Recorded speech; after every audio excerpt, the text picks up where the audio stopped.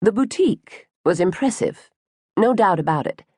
Maura had been almost awestruck when Jan had pulled up in front of the dusty pink-covered awning on Rodeo Drive, and she'd smiled when she'd realized that she had named her boutique after Jan. Fille Janelle wasn't a large boutique, but it had all the amenities, including valet parking. And the moment Maura had stepped through the door, her employees had rushed up to hug her and welcome her back. Jan had been good as her word. There had been no questions about her lost memory, although Maura could tell that Sylvia, her stylish, middle-aged boutique manager, was dying to ask what she remembered and what she didn't. Jan must have been very firm in her instructions to the staff, because the only question Sylvia had asked was whether she felt strong enough to take a tour through the boutique.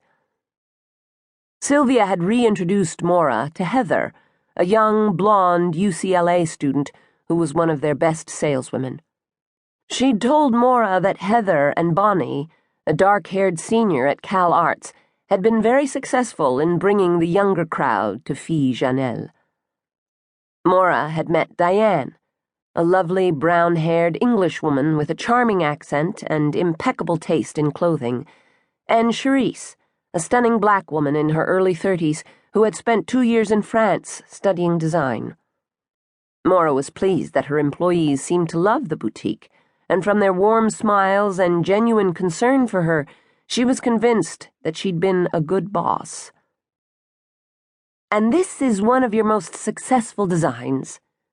Sylvia pulled an outfit from the glass closets that lined the walls of the small shop and turned to Maura with a smile. Maura was surprised as she examined the outfit. Loose-fitting pants made of boldly printed cotton, with a bib that was attached like overalls. It reminded her of something, but she couldn't quite remember what. "Sylvia?" Maura was puzzled as she turned to her manager. "Do you know when I designed this outfit?" "Last year. You were going through some of Jan's old baby clothes and you—" "Rompers!" Maura gave a delighted smile.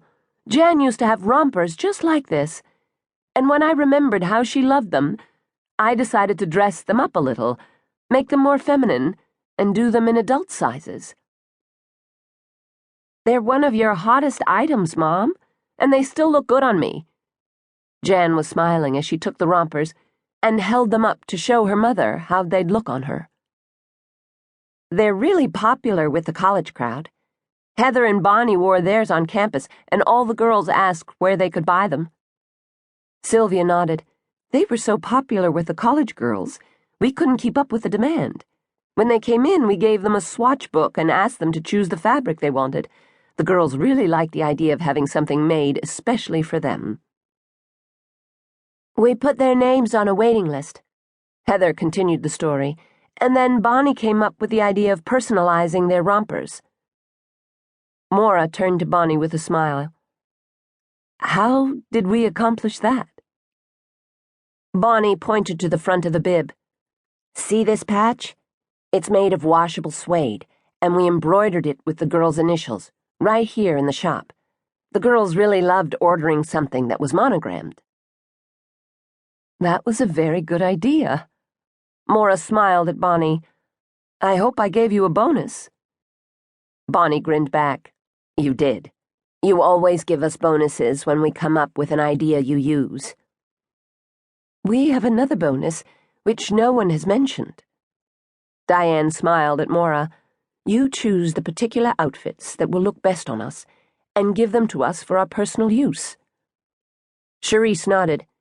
"It's a great perk, and it makes sense. My whole closet is filled with your clothes, and every time I wear a new outfit, people ask me where I bought it. That's one of the ways Fille Janelle attracts new customers. You're a very smart businesswoman, Mrs. Bennet." Maura smiled at the compliment, but she made a mental note. Charisse had called her Mrs. Bennet, not Mrs. Thomas. Did that mean that she didn't use her married name at work?